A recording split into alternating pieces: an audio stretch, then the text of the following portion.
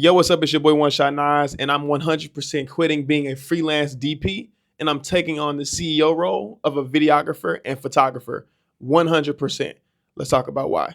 I am 100% no more being a freelance commercial DP. I've been a freelance commercial DP for a really long time. For the past 5 years, I have been a commercial DP. I have DP'd different small gigs. I've DP'd for agencies. I've DP'd for small production companies.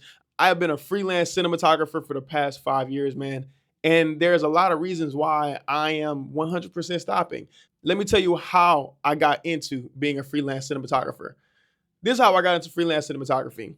I got into freelance cinematography because I was starting up my video business at the time. It was around COVID, and I was doing videography for about $175 to $375. I was ranging between that per job. Then I took a PA job. I took a PA job with a really good friend. It was about $150 just to go on set and move some stuff around. I was like, yeah, cool. I was money hungry. I didn't know anything about the business, and I went ahead and I went full head into PA work. So I did PA for the first time. There was somebody on that set that told me something that really changed my trajectory for the next 5 years. They told me, you edit, you shoot the video, you light the video, and you do the sound at the same time. I said, yeah, doesn't everybody? He looked at me and he told me, no. He said, I haven't edited a video in years. And I was like, what? You haven't edited a video in years? He said, yeah. He said, because I am a DP. I had never heard that word before. I didn't know what a DP was. And I went home immediately and I did some research. At the time, I was doing full-time filmmaker and I was learning how to be a videographer. I was learning how to do events. And of course, full-time filmmaker is definitely a lot more wedding-based. And I had never did a wedding ever, and I still don't do them. But I went home that day and I looked into what cinematography was. And there it happened, loving big rigs. I was on set with a red Komodo for the first time that day for PA. And I had never seen a red Komodo, didn't know what a red was. I actually didn't know what Sony was. I was a Canon shooter with the Canon F6 Mark II, which is sitting right there. And I was just shooting videos to be shooting videos. So the idea that I only can do one thing at a time and make money from it was really intriguing. I didn't get a chance to know how money was made yet until I met another friend. I met a mentor named Marcus Films, and you guys probably know Marcus if you follow him on Instagram or if you see him on YouTube. I met Marcus Films, and Marcus was the first person I had ever met outside of Gavin that was making money from freelance DP work. And I saw a person pick up cameras, invest in cameras, and just get hired to be there. That 100% made me want to be a DP. I asked him what his rate was. He told me what his rate was. Then I saw the going rate for what a DP was. And I was like, bro, there's no way I won't, let's say, charge $2,500 to be there for a full day just to hold a camera. I can do that all day, every day. And I did do that for the next 5 years. And the next 5 years have been amazing. I've shot things for AT&T. I've shot things for Revolt TV. I've shot things for Adidas. I've shot different campaigns and been a DP in so many different walks of life. And I've made abundant amount of money. I've made friends. I know directors. I have really close friends who continuously hire me today. DP work and freelance was my bread and butter, and it actually still is my bread and butter today. But there's a big reason why that style of work works for some people and it doesn't work for other people. So kind of let me tell you exactly why my thought process is what it is. I've been doing DP work, making really good money. I've made $10,000 in 1 month. I've doubled and made $10,000 twice in between 2 or 3 months. And I've made numbers that I never thought I was ever going to make being an entrepreneur. I never had a job. Well, I worked for IHOP for 3 months, but I never really had a job and I never pursued jobs. I only wanted to be an entrepreneur. And I knew if I could just do one thing, I can charge a lot and I could be a high commodity because I'm a young guy who knows a lot about cameras, and people love young people and they love people who know what they're talking about. And I've also niched my market. I end up becoming a commercial DP because I was really good at putting on a poker face and code switching.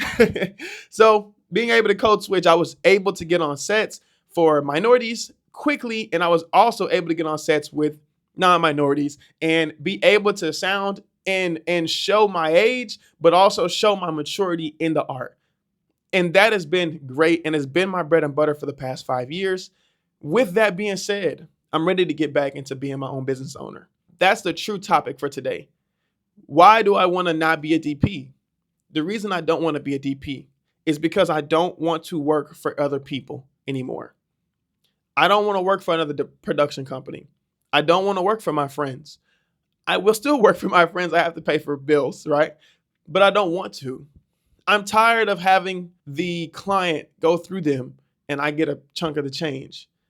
When they dry up for business, I dry up for business. I have a family. I have one more on the way. I already have a little one, and I have a wife. Just bought a new house. Thank you to freelance. But it's time for me to take a step into a new role. And where I started was the idea that I wanted to be an agency owner. I wanted to be able to hire people to do jobs, and I talk to the client. And I 100% went away from that. And when times got rough in freelance, I had to take small jobs. Even though I have different skills, I do martial arts, I was able to manipulate some skills to make some good money. But I realized at that time, I have to make a change. And I met a lot of people on my way there that have helped me and have not helped me. Some of them like to gatekeep, others love to tell you the truth. But the idea of an expanding family has to go with an expanding business. And for me, freelance is not an expansion. You can go hire in freelance. You can go to Hollywood. You can be on set for 7 days and make $20,000. But what is success? Success is what you create it to be. And for me, success is something that I want to see at home. It isn't something that I physically want to accomplish when it comes to a trophy, a Grammy. That's never been my accomplishment. Again, my idea was I wanted to be an agency owner. I want to sit on a 12th floor somewhere, 24th floor, and have all the other floors dedicated to this one company. And I am the CEO. So I had to look within myself and do things that I've never wanted to do. I get to what they are and explain to myself, this is the sacrifice that you have to take. I met a guy named Gerald Truelove. I'm going to put him in the YouTube clicks somewhere. Gerald Truelove, I met him in passing when I was DPing an event one time. And we didn't really talk too much. And we had a small conversation. And then 6 months later, which this always happens with freelance work, one of my friends, Marcus Films, hits me up and goes, hey, bro, I got a job for you. Let's say it was about $600. If you would like to take it, let me know. Cool. That's how I make my money. So I say yes to stuff like that all the time. Even though $600 for someone else is not crazy. Again, if it's like 3 hours for $600, that's a lot of money to somebody. So I was like, yeah. I saw the guy's name and it threw me off. I was like, do I know this guy? So I called the guy that was the job, the gig, because I'm a freelancer. I work with directors and I work with production company owners. And Gerald Truelove owns a production company. So I decided to give him a call based off his last name, Truelove. Who forgets names like that? I gave him a call and I said, hey, dude, I think I remember you from an event we shot 6 months ago. He was the photographer. I was the videographer for the event. It was an event for food or something for minority groups. He just happened to be there. He barely remembered me. I barely remembered him, but we remembered each other. And I said, you know what? I'll love to take the job at this price. I could care less. And from that day on, which was last year, I became friends with Gerald Truelove. Actually, in this time of my life, when I met him, I was taking on jobs because my freelance work was running out. So I was eager to take a $600 job to pay my bills and to be a man to my wife and not have to ask my wife for anything. I hate asking my wife for anything. So I said yes. Then he offered me a job to go to Dallas with him. I hate driving. Again, I do freelance, mostly local, or people will fly me places. I don't like to drive places because usually when they have you drive for $800, that really makes you be like, nah, man, I'm not doing that. So I don't like driving to Dallas. First, I'm just not a driver for real. But I said, you know what? I'll ride in the car with you, bro. Let's go. He said, okay, cool. I just need a second shooter. Good, let's do it. He's like, I really just need lighting. I need a gaffer. Of course, I do gaffing and things like that. So I said, cool, I'll ride with you. 3.5 hours turned into an actual friendship. I learned things in that ride that I didn't think about, that I forgot about, that I didn't want to do anymore. It took me 1 whole year to understand everything we said in that conversation. We talked about business. We talked about getting clients. We talked about pricing.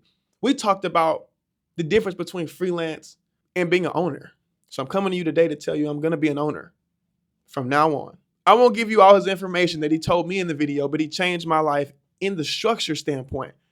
He didn't even know what a freelancer in a DP world was, to be honest. He's been a photographer for the past 10 years. He just got into video. He needed someone to trust to shoot video for him in the Houston area.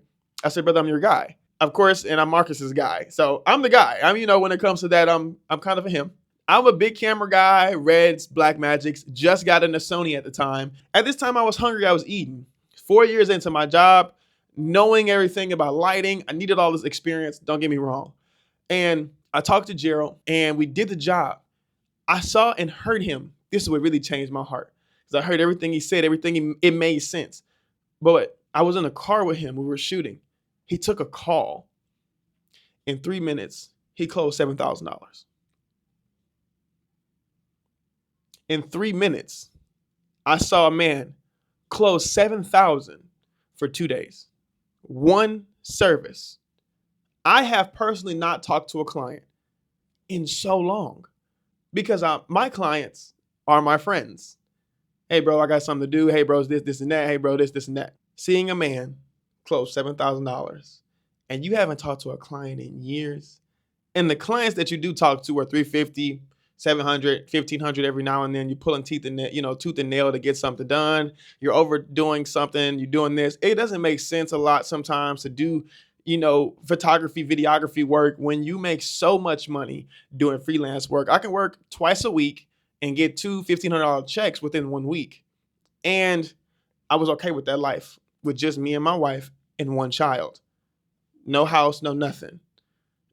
Now I'm getting older and I can't do that. And when I saw a man close 7,000 and then look at me and tell me somebody else would shoot that did not inspire me. It woke me up to understand this is what I signed up for. I didn't sign up. I have a friend who shot for Travis Scott.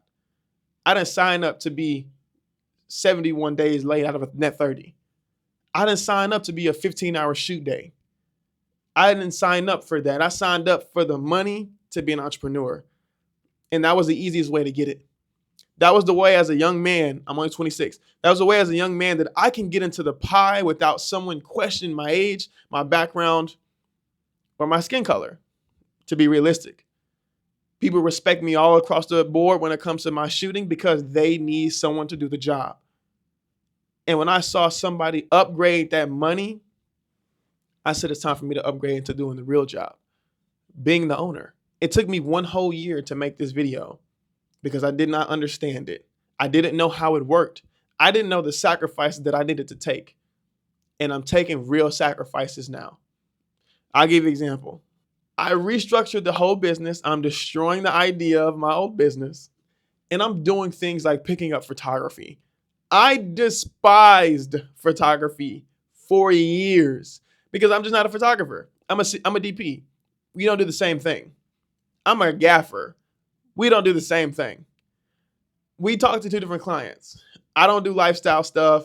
I'm a commercial DP. Event photography is actually second to nothing, to be honest. PA in the building and sound is actually a little bit more job worthy in the events corporate space. But when you want to close the entire media department, you need to have the entire media department underneath your belt. There are jobs as a photographer that you can get into that will allow you to open up the book to make more money. I haven't been thinking like that. I've been thinking about what's the easiest way to do something. That has hindered my growth as a business owner. This is a reminder to you to grow a business, not a personal brand. Grow a personal brand if you think that's the best thing for you. For me, it's not. I don't want to be the face. I don't want the credit. I want the business to have the credit.